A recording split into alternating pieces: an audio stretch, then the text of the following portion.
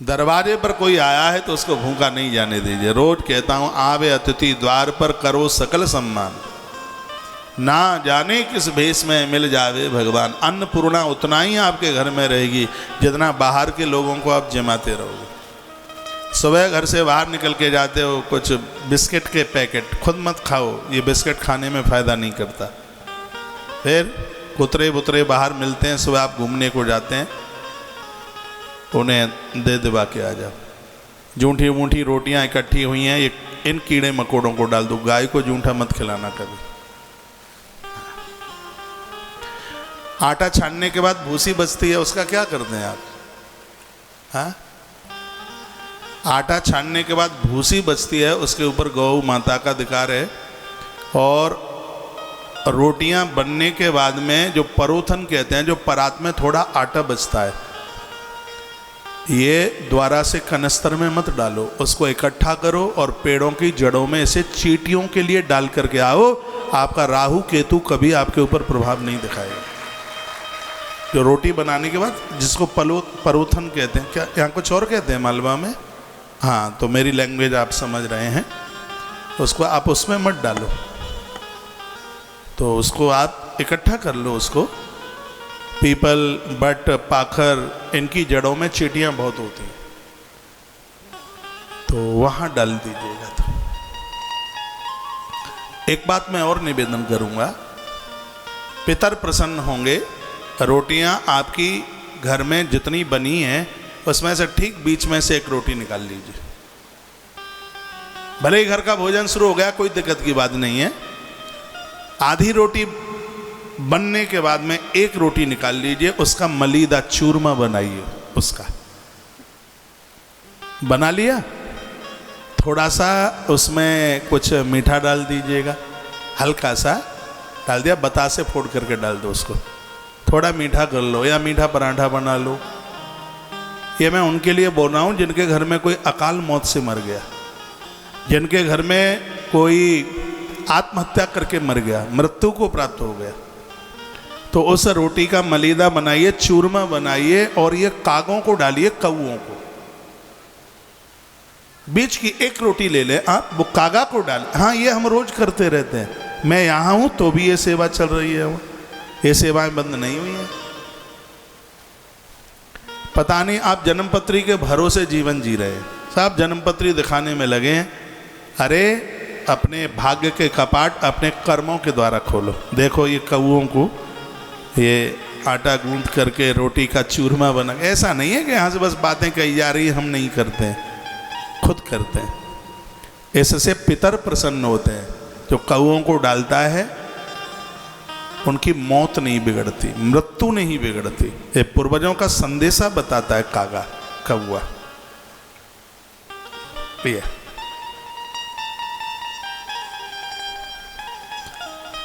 बोलो बांके बिहारी लाल की जय हो, श्री हनुमान जी महाराज की जय हो। तो इसको कहते हैं, ये भी एक यज्ञ है, इसका नाम है भूत यज्ञ, जहाँ चींटियों को आटा डाला जाता है, कौआ कागे को, गैया को रोटी, इसको भूत भूत कहते हैं। संस्कृत का शब्द है भूत। जो मर के भूत बन जाते हैं वो नहीं है, भूत माने प्राणी, यानी इस जीव के लिए एक यज्ञ किया जाता है, ये डाला जाता है। आप जरूर करें।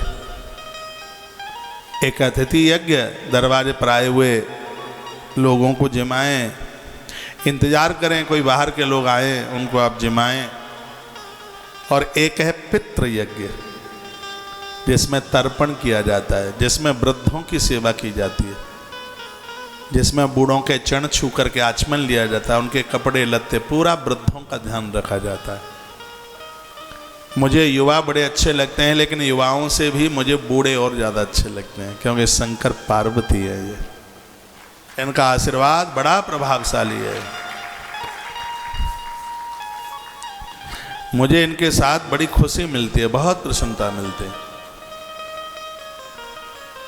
वृद्धजन, वृद्धजनों की सेवा को यज्ञ से जोड़ा गया है। जो आहुति डालने से फल मिलता है, वही वृद्धों की सेवा करने से फल मिलता है, और इसका नाम रख दिया गया पितृ यज्ञ।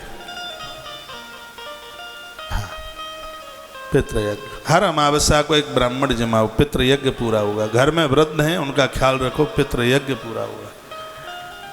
तो ये 5 यज्ञों की बात करी गई है। संपत करी, संपदा और सन्मति दोनों चीज़ों की कमी नहीं रहेगी। आयुष करीत विज्ञा, आयुष कहते हैं उम्र को, उम्र मिलेगी, उम्र बढ़ेगी। ब्रह्म यज्ञम दुजक कुर्या देवा नाम तृप्त सकृत है, देवता प्रसन्न हो जाते हैं इन यज्ञों के द्वारा।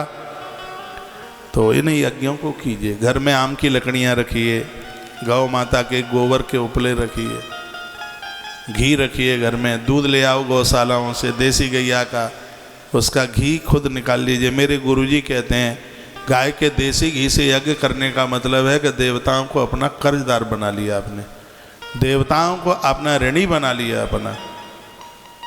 इतनी ही बड़ी महिमा है देसी घी के द्वारा, और वो भी गैया का घी मिल जाए तो फिर तो बात ही क्या है। सप्ताह के 7 दिन विशेष हैं भगवान की पूजा करने के लिए। लिखा है कि आप सोमवार को पूजा करते हैं तो क्या मिलता है, सोमवारे च लक्ष्म्यादीन संपदर्थम यजेत बोधः। जो आपके घर में सोमवार को जो पूजन होता है, देवताओं की पूजा की जाती है, क्या सुंदर बात, अद्भुत बात कर दी है। बुद्धिमान व्यक्ति संपत्ति की प्राप्ति के लिए सोमवार के दिन भगवान को पूजे। 7 दिनों की महिमा लिखी है, तो फिर तो आप छोड़ेंगे ही नहीं एक भी दिन। वर्णन किया गया है जो सोमवार के दिन देवी देवताओं का पूजन करते हैं, भगवान महादेव की पूजा करते हैं, सपत्नी के सहित एक ब्राह्मण को घी से बना हुआ भोजन कराते हैं, उनके पास अटूट संपत्ति चल के आ जाती है। सोमवार के दिन ये रिफाइंड मत यूज में किया करो, ये ठीक नहीं है ये बीमारी। अब आप कहोगे आप रिफाइंड का क्यों इतना विरोध करते हैं। जिस फैक्ट्री में रिफाइंड बनती है वहाँ का एक बहुत बड़ा सीएम अधिकारी जिससे मुलाकात मेरी नोएडा में हुई, मैंने उन्हें पूछा कि आप क्या करते हैं, तो उन्होंने कहा कि ऐसे ऐसे रिफाइंड की एक बहुत बड़ी कंपनी है, मैं उसमें सर्वोच्च पद पर बैठा हुआ। मैंने कहा रिफाइंड के बारे में आप कुछ बताएंगे, तो उन्होंने कहा कि इसको हाई पावर के ऊपर गर्म किया जाता है जब इस रिफाइंड को बनाया जाता है, और वो पहले से ही इतनी गर्म हुई है, इसको एक बार यूज कर लो तो ये इतनी नुकसानदायक नहीं है। गर्म चीज़ को बार बार गर्म करके प्रयोग में लोगे तो ये हार्ट अटैक जैसी बीमारियों को पैदा कर देती है। इसलिए जो बड़ी बड़ी कंपनियां हैं जो फूड्स का काम करती हैं, वो रिफाइंड के तेल को एक ही बार यूज करती हैं और उसको सस्ते दामों में बाज़ारों में बेच देती हैं। छोटे छोटे हलवाई उसको प्रयोग में लेते रहते हैं। रविवार के दिन तुम घर में भोजन बनाते नहीं, जीभ चटोरी है, उठी उठाई रिफाइंड का माल खाते रहते हो, बीमार पड़ते रहते हो, गोली कैप्सूलों से काम चलता रहता है। हाँ? यही पोजीशन चाय की है। चाय को आप गर्म करके रख दोगे, बार बार उसी को गर्म कर करके पीते रहोगे तो ये जानलेवा बन जाती है।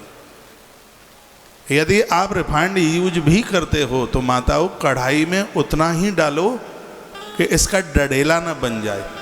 डडेला जानते हैं, जला हुआ, तो वो बार बार उसी को कढ़ाई में छोड़ते रहते हैं जले जलाए को, ये हार्ट अटैक जैसी बीमारियों को रिफाइंड पैदा कर देती है।